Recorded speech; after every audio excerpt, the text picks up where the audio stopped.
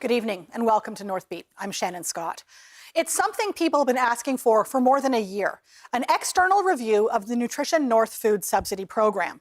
The program has been plagued with complaints, including that retailers aren't fully passing the subsidy on to consumers. Today, the federal government announced that review is happening, and it will be led by an Inuk. Luki Koterik, the former president of Nunavut Tungavik Incorporated, has been named as special representative to the Minister of Crown Indigenous Relations and will be leading the external review into Nutrition North. Koterik will be in charge of evaluating the effectiveness of the program and making recommendations on how to improve it. And she already has some ideas on things that could be done. I've had the opportunity to travel to Greenland, and they have open markets where they have food from the land that the Inuit have harvested. And I've often wondered why we don't have that, for instance, in Nunavut.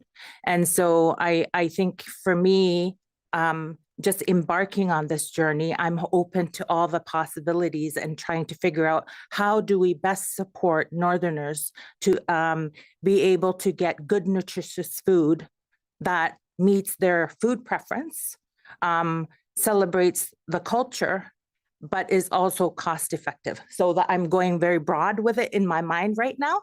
But I will say that sometimes we have big, bold dreams that we might not be able to achieve. And I guess as I go on this journey, I'll see more and more what could pragmatically be possible. Maybe there are barriers to why that doesn't occur here in Canada when it does in Greenland, for instance. Along with announcing the external review, the federal government also announced more money for the program. An extra $20 million will be added to the budget to help keep current subsidy rates where they are right now. We're learning more tonight about the sale of Canadian North to a Winnipeg-based company. Canadian North is one of Northern Canada's biggest airlines, and it's being bought by public company Exchange Income Corporation after being Inuit-owned for years. Emma Tranter has that story. Exchange Income Corporation already owns several northern airlines, including Calm Air and Keewatin Air.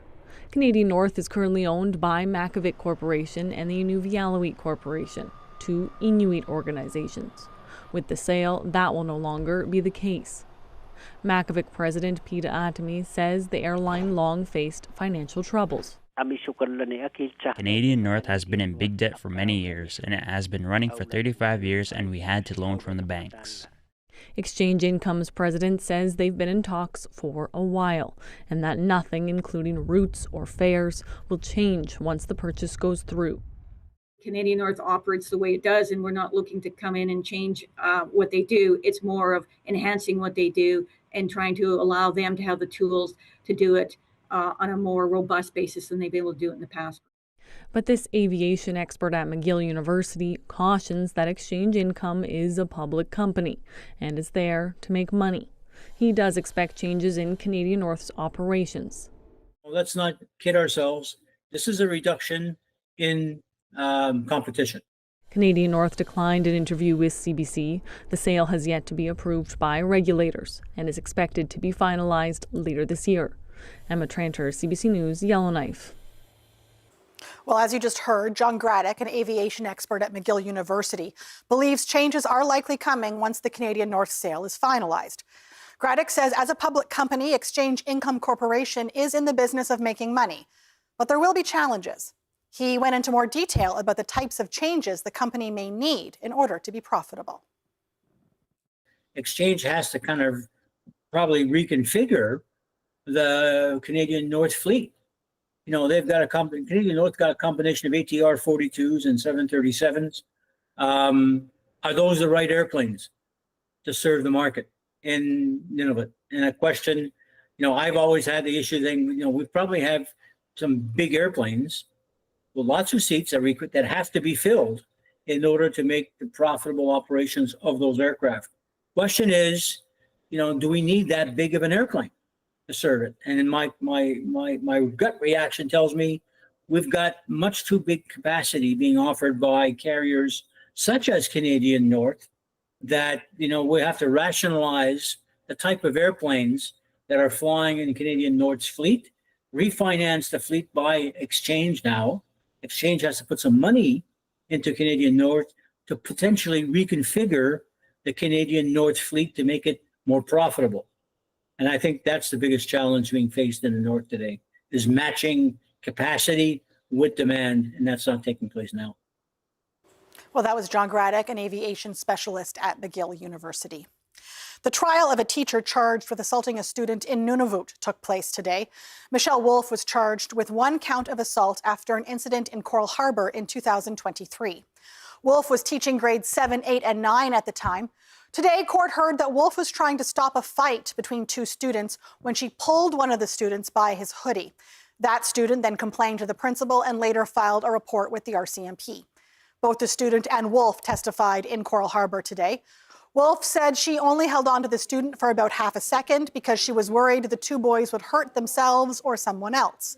The student said he was physically hurt by Wolfe during the interaction. Wolfe had been teaching in the community for 7 months at the time. A decision in the case is expected on March 17th.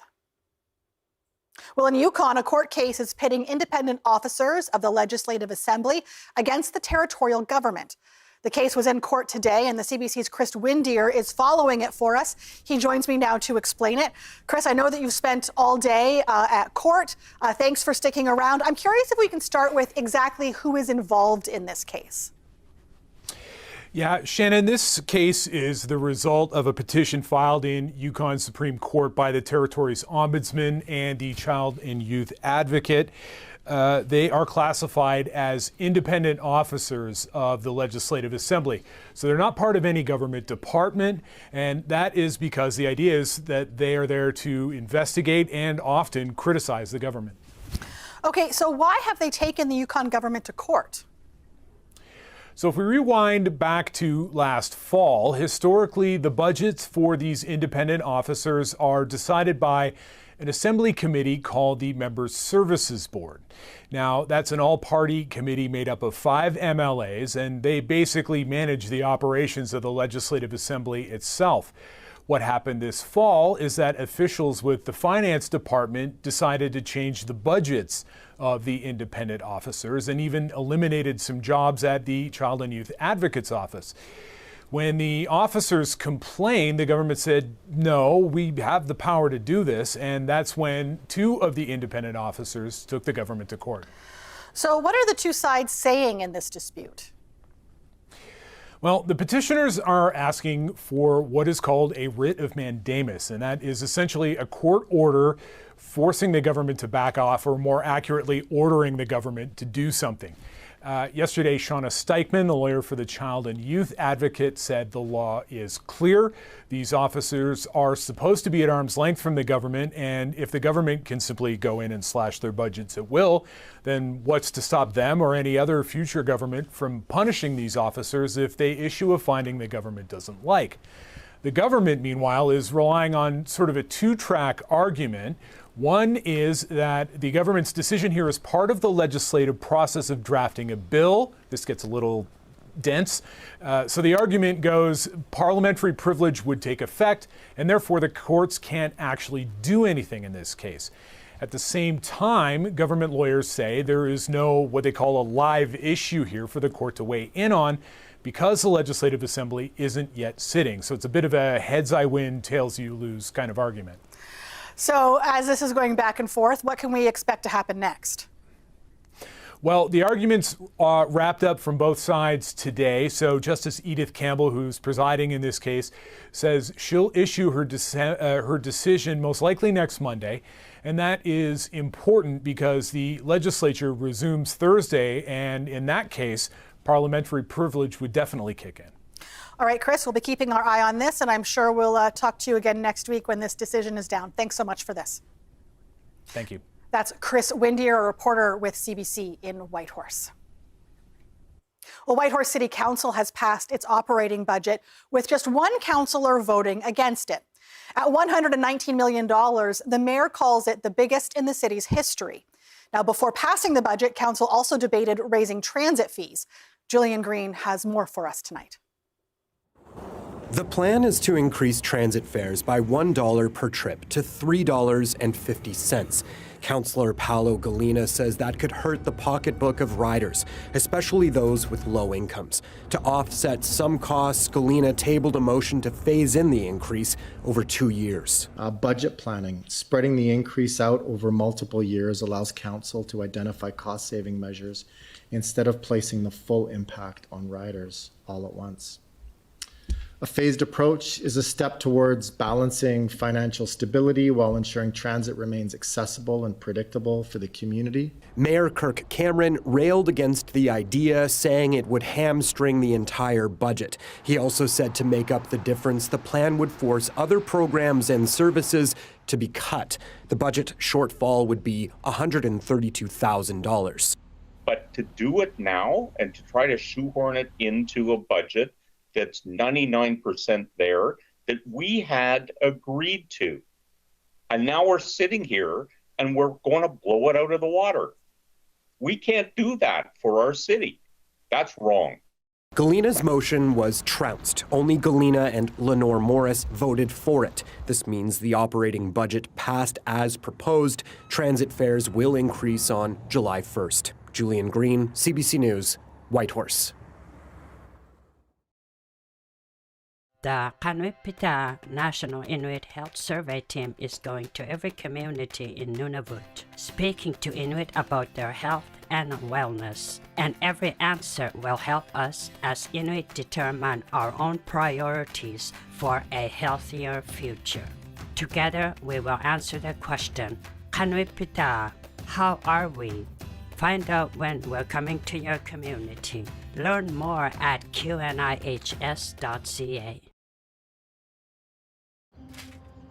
I was fighting losing battles with opponents disguised as friends, and coming home to a different fight that never ends. I saw no other choice. I had to leave a roof for the rain. But sometimes I wonder if there was a path with more to gain. Maybe the opportunities would have been better, and every day would take me further towards something greater. To help create new paths for youth experiencing homelessness, the Home Depot Canada Foundation is committing $125 million by 2030. In your once stolen vehicle in West Africa. That is crazy. Jumped in the car and then off they went. I want my truck back. 300% increase in auto theft. 300%. It's organized crime, well-financed. They are selling vehicles that are insecure. They're working on it. We hear that from a lot of automakers. Yeah. We think we found your car. Oh my goodness. Wow.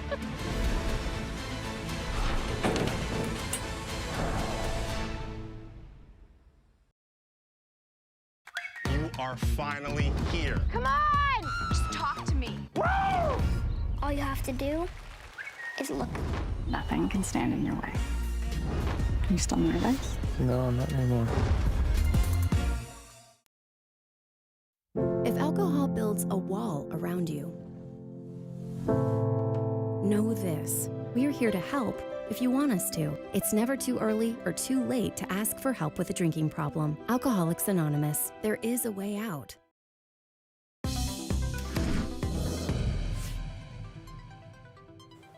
The annual World Religions Conference is being held in Whitehorse tonight.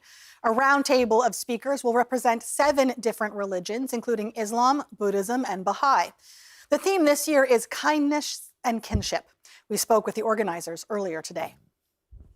What we understand from this is that we want people to come together and to understand each other, to love each other, to respect each other, regardless of their background, regardless of the color, creed, or whichever religion they come from, but as one humanity, because that's the main thing that we have among us, because we're all from the progeny of Prophet Adam, peace be upon him, in essential. So in this day where there's so much chaos, there's so much turmoil, especially what's happening down south, our greatest friends, our greatest allies, is, not being the best neighbor right now. So at this time, we need to, look on our teachings, look on our scriptures, and see what they say and how we can implement this into our day-to-day life and become better as individuals. Are there ways to grow and produce more food in the Northwest Territories? That's the question the Territorial Agri-Food Association was brainstorming at its recent Grow NWT conference.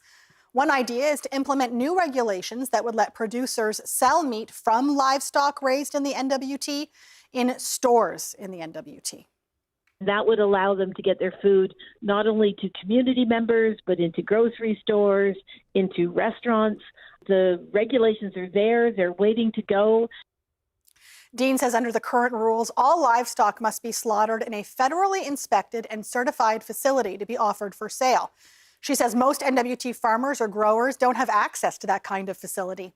Dean says the government is currently asking for feedback on the proposed regulations.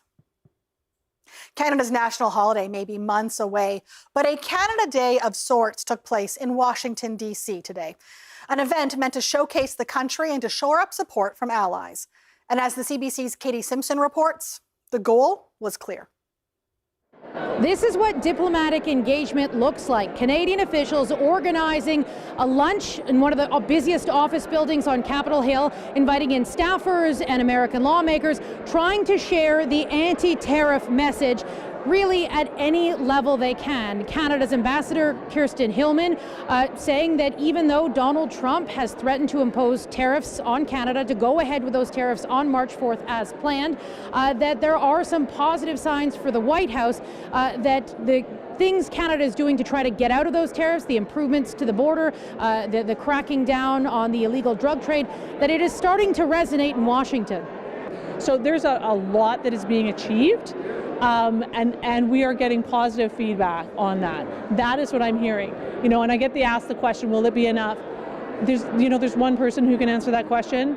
But what I do believe Canadians can feel confident is that we are taking these requests very seriously. We are delivering important results, and that is being well received. Some lawmakers did stop by this event, but the engagement will actually take place beyond these walls right here. A number of different diplomats, as well as Canadian members of parliament, they have a long list of meetings with influential Americans as they try to get that message across really at any level they can. Now, some lawmakers did stop by the lunch, and they were open to Canada's message, really welcoming it. Got a couple little differences, but it's a sheet with a few wrinkles. So we're going to iron those out, and we're going to move forward, because Americans, at the end of the day, absolutely love Canadians, and I think vice versa. We are forces against the evil around the world, and we've stood together for more than 7 decades that way, and I expect us to continue to. Donald Trump has threatened 25% tariffs on all Canadian goods, as well as 10% tariffs on Canadian energy, unless those changes to the northern border are put in place to his liking. But there are more deadlines on the horizon. March 12th, possible steel and aluminum tariffs. Then there's possible auto tariffs. And then there's possible big picture trade irritant tariffs. There are so many different deadlines that the Trump administration is looking at. The bigger picture issue here is how do Canadian officials find a way to get out of the cycle of threat and deadline, threat and deadline. Katie Simpson, CBC News, Washington. It's the first all-Canadian Antarctic expedition, with the country's scientists and Navy working together on a mission to study the South Pole. That's where Arctic experts will see firsthand how climate change is playing out at the other end of the world. Susan Ormiston reports from on board the Canadian Navy ship as it heads south. En route to Antarctica, HMCS Margaret Brooke navigating through the southernmost tip of Chile. The landscape, a preview of the icy continent ahead, which is warming at an accelerating pace. Dead slow, head both engines. Dead slow, head both engines. An unprecedented voyage. This mission for the Royal Canadian Navy will be the first of any Royal Canadian naval ship to be heading as far south as we are right now. We're really spreading our wings and seeing how we can help support polar science as a whole, not just Antarctic, but Arctic science. This is going to be like 1 or 2 extra hooks, right? The Navy is hosting 15 research scientists from across Canada, Arctic experts who will work to unlock climate clues from the southern pole, which helps regulate our climate. It provides this polar analog to the Canadian Arctic, and it's going to let us learn about environmental changes that are occurring in Antarctica and let us compare those changes to what we observe in our own Arctic.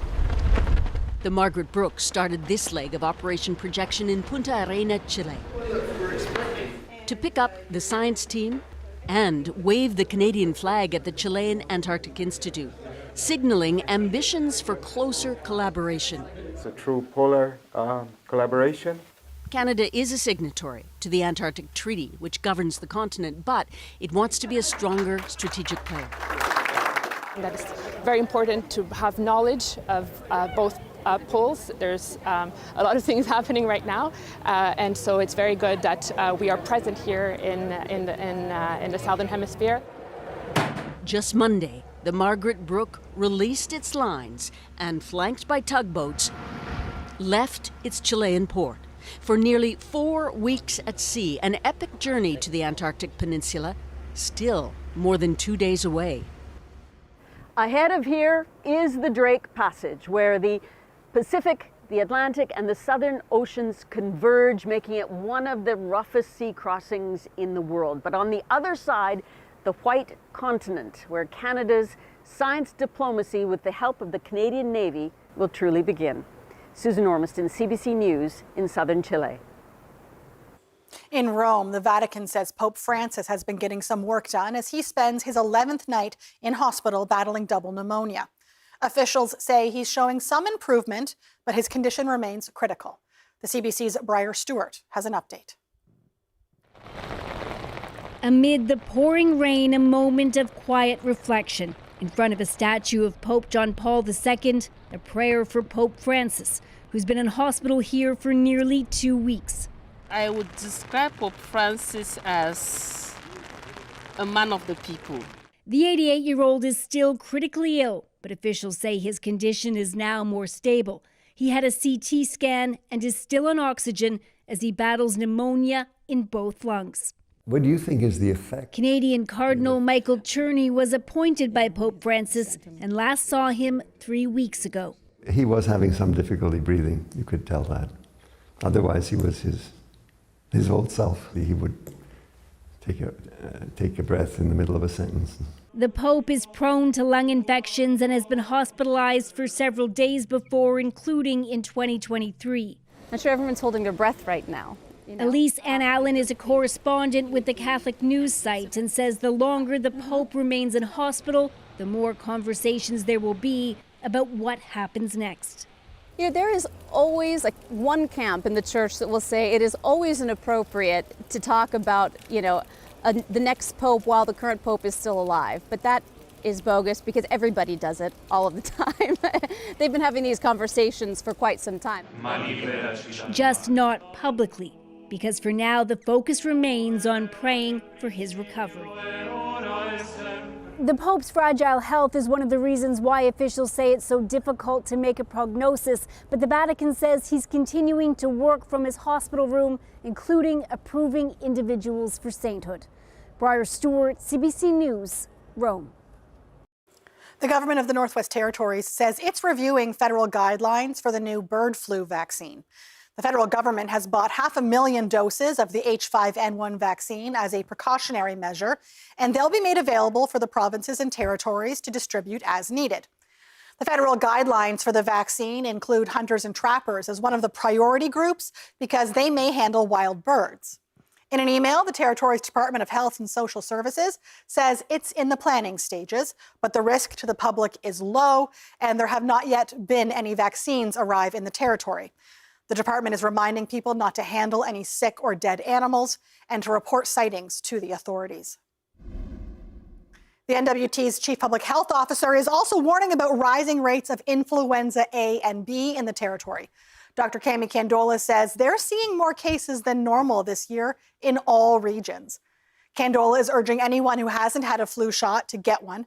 As of February 1st, just under 18% of eligible residents have been vaccinated. An estimated 6.5 million Canadians are without access to a family doctor or nurse practitioner. It's one of the big challenges in the country's healthcare system. In a new CBC News series called The Cure, Heather Gillis looks at what some provinces and territories are doing to find a remedy to the primary care crisis. Kristen Walsh knows firsthand how hard it is to live with multiple chronic conditions and not have a family doctor. Last year, she says she spent $2,000 out of pocket to see a nurse practitioner, something not covered in her province. And then there was a point where I had a lot of edema, like leg swelling, so I was going like almost every week to see like has the swelling improved with the medication change, or do I need to make another change? And every visit is a subsequent cost, so it can get very costly. She's far from alone. A new report from Health Canada says this country is 23,000 family doctors short. Hi, Joanne. To fix the problem, the provinces have been investing more. This payment model for family doctors will... 2 years ago, BC introduced a new payment model to bump family doctor pay from about $250,000 up to $385,000 a year. The province says it since attracted 1,000 new doctors. Which means that the capacity in the system, in terms of how many patients can I look after, there hasn't really been a change with the new payment model. Now, this doctor and primary care researcher says it is time to focus on improvements to team-based care, connecting more patients with existing doctors. On the opposite coast, Nova Scotia is launching a physician assessment centre of excellence to get more internationally trained doctors working. What we're trying to do here is to develop a better, quicker, reliable, safe way to identify competent physicians. It could add up to 40 new doctors a year, drastically cutting assessment time from 18 months down to 12 weeks, with trainees seeing patients who don't have primary care. In Yukon, about 4,000 people don't have a family doctor. In Whitehorse alone, the Medical Association expects 40% of doctors will leave or retire in the next 5 years, making a bad situation worse. So they're planning a new residency program by 2027. Essentially, the hope is that we would have the ability to train family doctors locally here, because currently there is no option to do that. In Ontario and BC, new medical schools are opening up. In other provinces, schools are expanding and some are adding additional seats, but new doctors won't graduate for years. And Kristen Walsh says change can't come fast enough. We're seeing people slip through the cracks every day. Heather Gillis, CBC News, St. John's.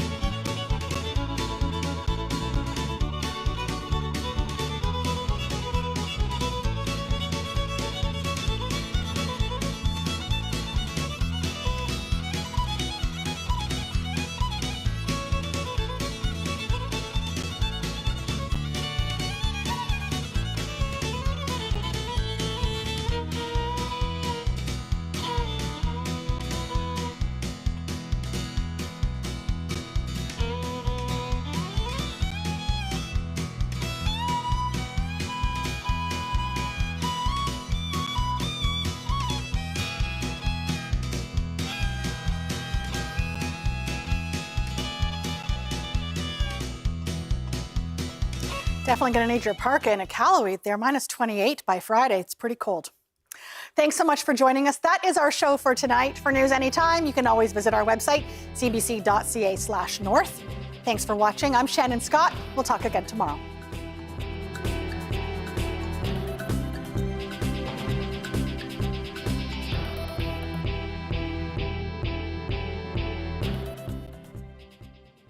Forced and coerced sterilization of Indigenous people is still happening. The Survivors Circle for Reproductive Justice has supports available for Indigenous survivors. Join the National Registry and access up to $70,000 in healing support funds for individuals, families, and communities. The deadline to apply is March 31st. If you or someone you know has experienced forced and coerced sterilization, please call 1-877-386-0750 or visit reproductivejusticesurvivors.ca for more information. One good scheme deserves another. Stay on him. I feel we may be in for a challenge in a few days. Cheers. Cheers.